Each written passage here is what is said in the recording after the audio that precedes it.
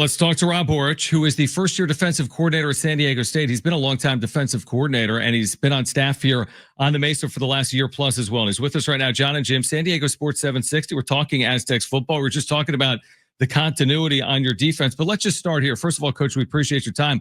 What have the first 2 weeks been like of fall camp? And thanks for hopping on.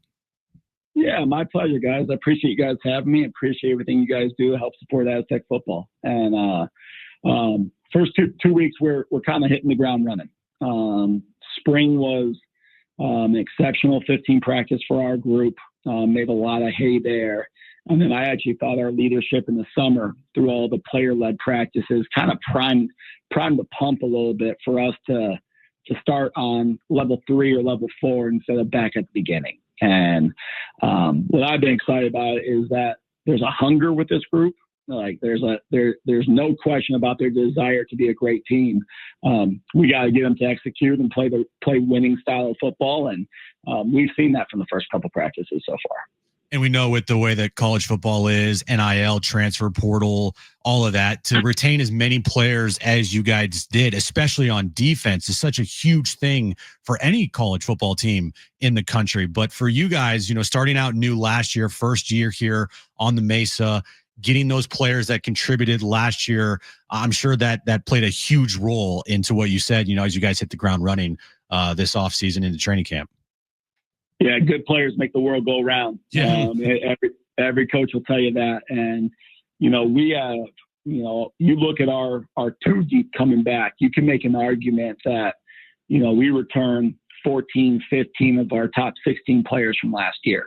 And it's a fortunate position to step into play calling wise, because their mental load can handle a little diversity, can handle some layers to it.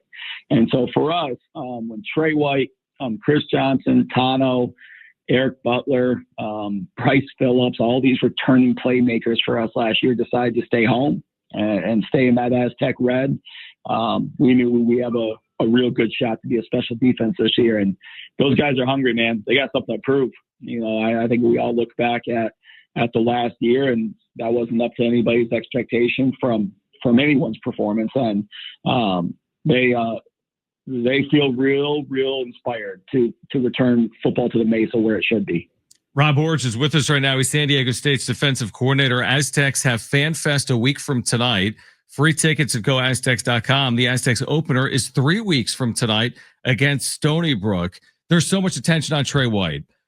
What does success look like for White this year? Because with that attention, you don't necessarily get all the numbers. I mean, we saw that in the second half of the year because, he's facing double teams constantly. So what does a successful year look like for Trey White for you and your defense?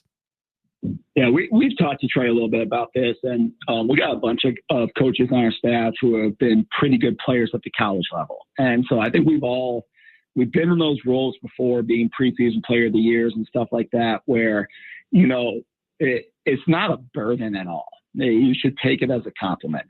But Trey's focus is, hey, I'm going to go execute my job on this snap.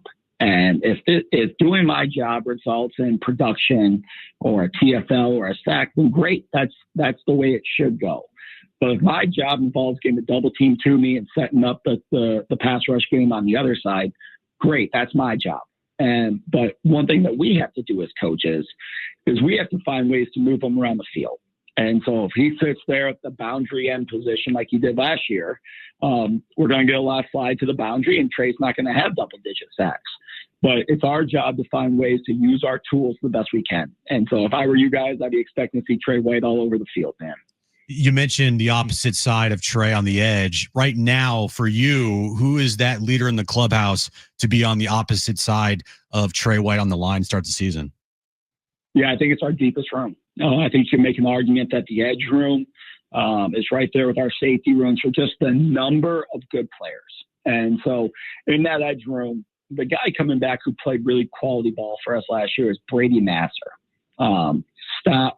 Steady, stops the run, extremely smart, a very good pass rusher, but not, he's not the same type of athlete that Trey is. He just has a different style of game. And the two guys that have kind of shown out pass rush wise is a transfer kid from FIU named August Salvati who's got 2 years left, who has a ton of horsepower, can really run off the ball. One of those Joey Bosa type defensive ends. That's who he reminds me of. That's a hell of a compliment to play that kid.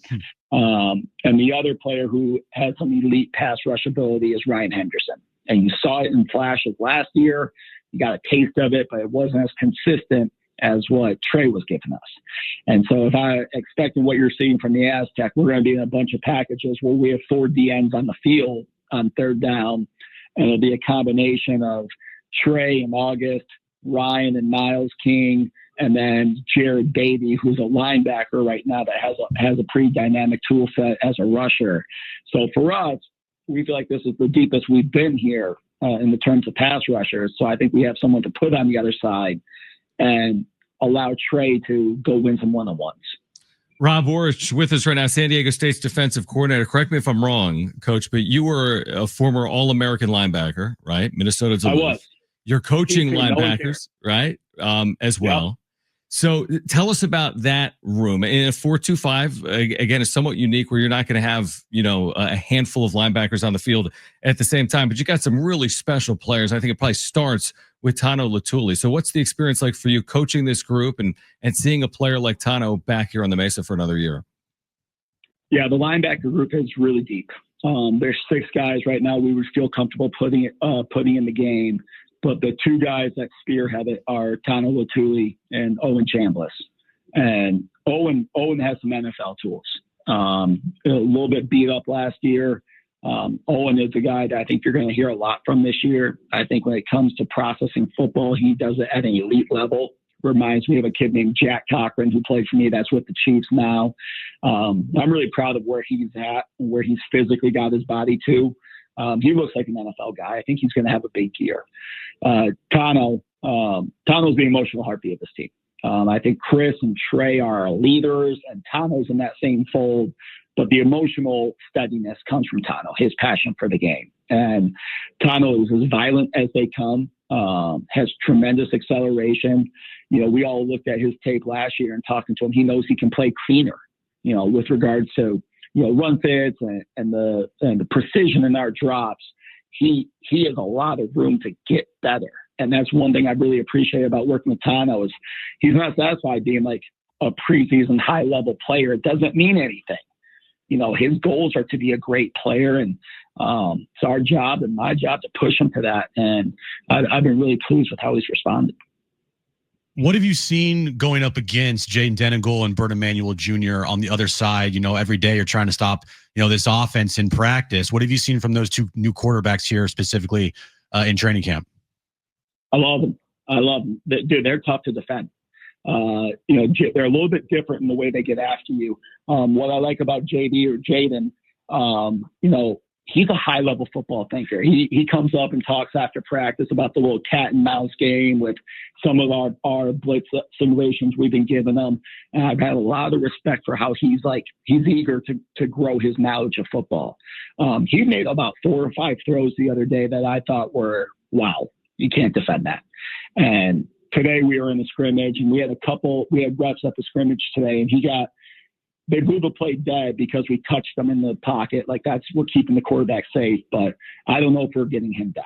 And that's the aspect of the game that I'm excited about to see from him. I think he can just create stuff with his athleticism and his understanding of timing in the pocket. He's ready to get out. And with regards to Bert, man, Bert's one of the most athletic kids on this team. He's terrifying. 10'6" kid coming out of high school. He's bigger than Owen Chambliss, who I think looks like an NFL linebacker. Bert looks like an NFL DN. And so that kid at that size, getting downhill, I think Coach Schmidt, Coach Lewin, Coach Johnson, our OC, have done a great job of finding things he does extremely well. And so I've been really impressed with the increased level of athleticism in that room. Rob, we appreciate you taking time for us. I know Aztec fans are excited for the season, and next Thursday night, Fan Fest, again, free tickets at goaztecs.com, a scrimmage out at Snapdragon Stadium. So we appreciate you taking time for us. Continue to be well, and we'll catch up with you next week out at Snapdragon. Awesome. All the best, guys. Talk to you. All right, great stuff from Rob Aurich, the new DC at San Diego State.